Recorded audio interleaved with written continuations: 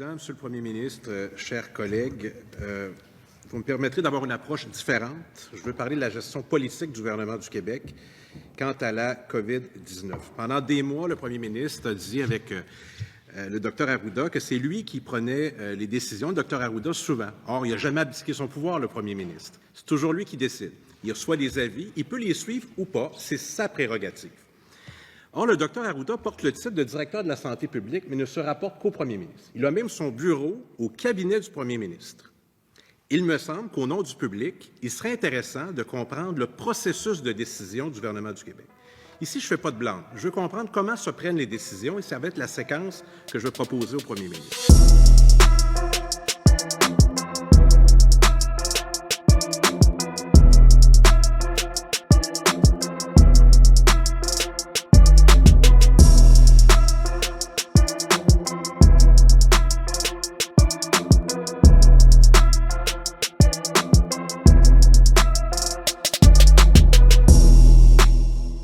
Comment arrive-t-il à prendre des décisions à même les différents avis qui lui sont offerts?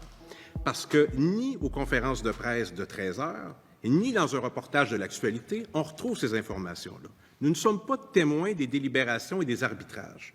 Alors, je vais poser un certain nombre de questions qui sont importantes au nom du public, parce qu'il se trouve qu'à au moins trois reprises, le gouvernement a choisi de ne pas suivre les recommandations. La fermeture des écoles, la fermeture des CPE, puis la quarantaine pour les travailleurs de la santé qui ont voyagé pendant la semaine de relâche. C'est un peu par hasard parfois qu'on a appris ça. Alors, je vais poser quelques questions au Premier ministre qui se répondent par oui ou par non. Alors, est-ce que le Premier ministre accepte de rendre publiques toutes les recommandations des directions de la santé publique depuis le début de l'année, qu'elles aient été suivies ou non? Monsieur le Premier ministre, s'il vous plaît. Oui. Bon, d'abord, c'est important de le répéter, puis je le répète. J'ai suivi tous les avis du Dr Arruda, même dans certains cas, je suis allé plus rapidement que ce qu'il a proposé. Deuxièmement, il n'y a pas eu nécessairement d'avis public. Tout se passait rapidement. Il y avait une rencontre à chaque matin.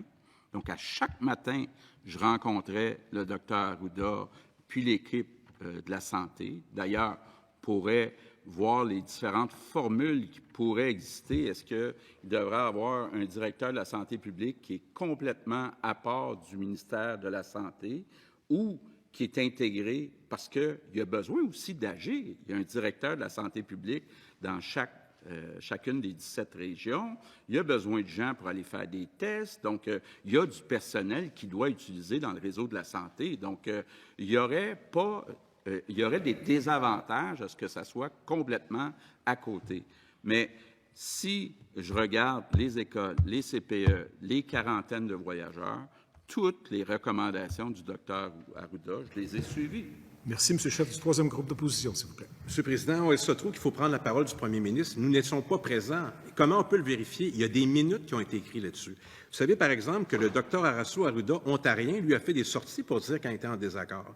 Alors, certainement qu'il y a des moments où ça n'a pas été suivi ou partiellement. Et j'en tiens pour preuve que je l'ai rencontré, le Dr Arruda, avec les chefs de l'opposition. Puis je lui ai posé la question, qu'est-ce qui arriverait si vous aviez un désaccord important? Savez-vous la réponse qu'il m'a offerte? Je prendrais une note là-dessus pour me protéger. Alors, moi, j'aime mieux que le public soit témoin de toutes les décisions qui ont été prises, puis peut-être c'était les meilleures décisions que le premier ministre a prises malgré les avis. Je ne porte pas un blâme là, quand je dis ça. Mais si on les rendait publics, ça rendrait les choses plus claires, puis on pourrait évaluer si le premier ministre trouvait que c'était opportun ou pas. Dans certains cas, il y aurait eu tort, dans certains cas, il y aurait raison, puis on pourrait faire une analyse. Moi, comme parlementaire, dans une reddition de comptes, pour être capable d'évaluer la performance d'un gouvernement, ça me prend des données. Alors, je vais poser une deuxième question, parce qu'à la première question, le premier ministre ne rendra pas disponibles les avis de la santé publique. Le directeur de la santé publique ne se rapporte qu'au premier ministre du Québec et non au public du Québec, notons-le. Deuxième élément. Vous avez fait appel à une firme qui s'appelle McKinsey, à qui vous avez attribué un contrat sans appel d'offres de 1,7 million de dollars. Déjà un premier choix. Le deuxième, c'est que cette firme, bien connue à l'international, est responsable de vous produire des scénarios de déconfinement.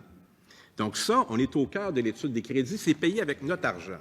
Alors, ma deuxième question, est-ce que le premier ministre accepte qu'on rende public l'ensemble des scénarios de déconfinement produits par McKinsey, à même les 1,7 million de dollars de l'argent durement gagné des Québécois, ce qui permettrait de comprendre davantage le processus de décision du gouvernement du Québec. Monsieur le Premier ministre, s'il vous plaît. Oui. Bon, d'abord, un peu insultant quand le chef du Parti québécois dit « Je suis obligé de prendre la parole du premier ministre ». Surtout le lien qu'on a tous les deux, je trouve ça un peu insultant de se dire que malheureusement, il doit se fier à ma parole. Ça, c'est la première chose.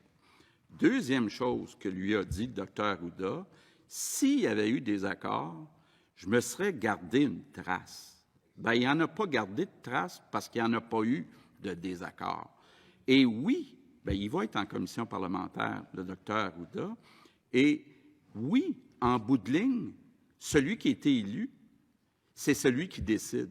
Donc, s'il y avait eu un désaccord entre le Dr Arruda et moi, c'est effectivement le premier ministre qui aurait décidé, mais on n'a pas eu à se poser cette question-là puisque ce n'est pas arrivé.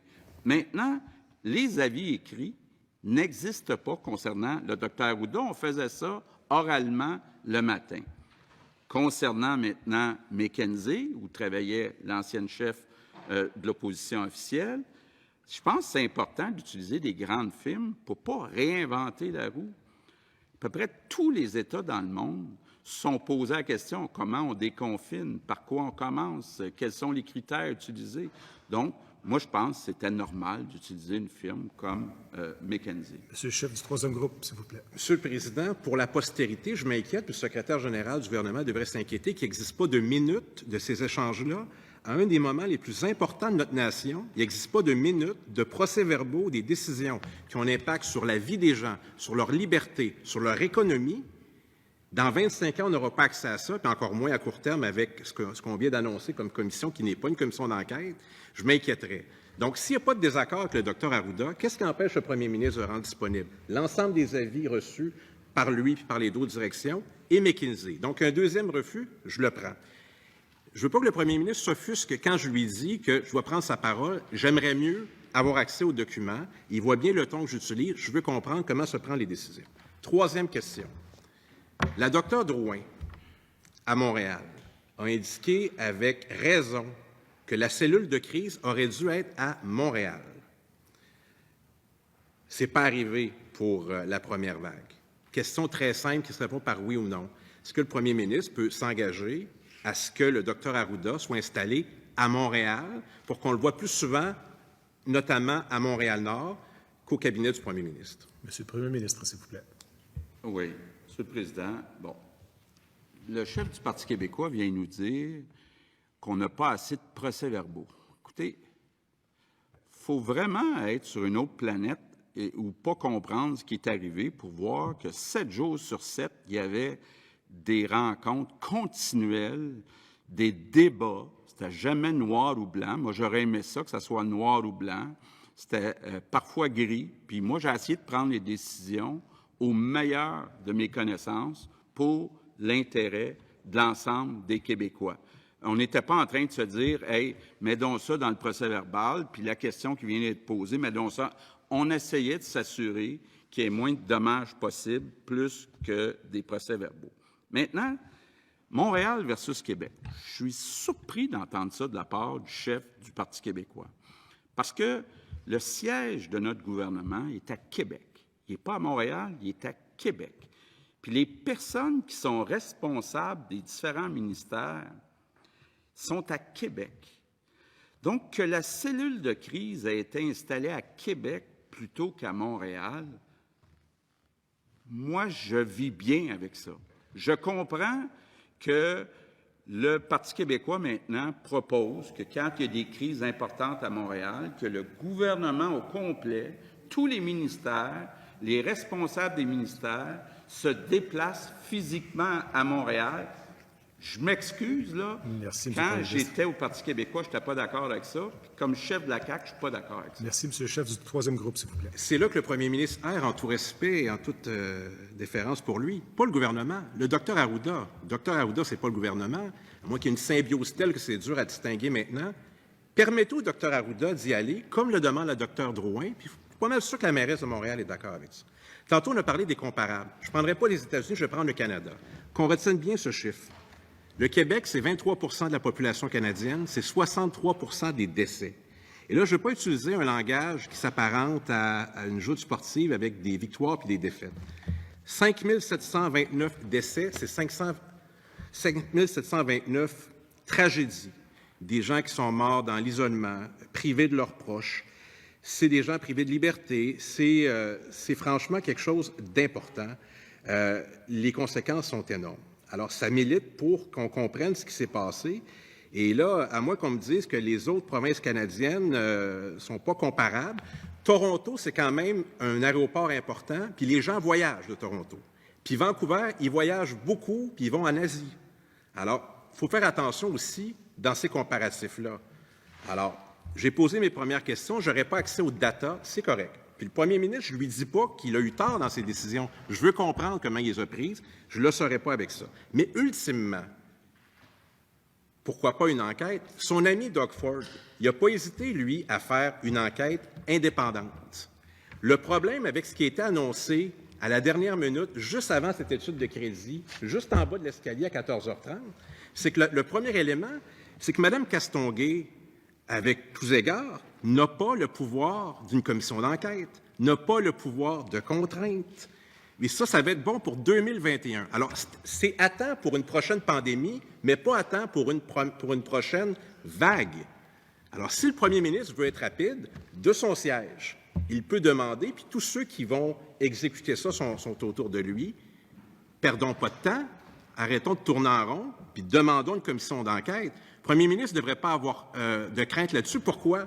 Parce qu'il nous dit que la seule erreur qu'il a commise, c'est de ne pas avoir payé à temps les préposés aux bénéficiaires. Ceci étant dit, je lui rappellerai qu'en décembre 2019, on a dû rappeler en Chambre à la ministre qu'elle devait fournir un plan pour décembre qu'elle n'a jamais fourni. Alors, il y a ça aussi avant. Alors, si le premier ministre a pris les bonnes décisions, s'il a suivi les conseils du Dr Arruda, si on fait mieux qu'ailleurs, il ne devrait pas craindre une enquête indépendante. Et je l'invite à faire ça. Comme ça, il n'y aura aucune ambiguïté pour tout le monde. Et s'il s'avère que le premier ministre et son gouvernement, puis je ne porte pas de jugement, il se peut qu'il ait commis il y a des choses qu'on ne peut rien faire, puis sur ce, là où on peut intervenir, il a bien fait. Bien, on aura accès à ça. Alors, pourquoi avoir choisi une commission inoffensive, non contraignante, qui ne nous permettra pas, comme en Ontario, d'aller au fond des choses beaucoup plus rapidement qu'en 2021? Merci beaucoup. C'est tout le temps pour ce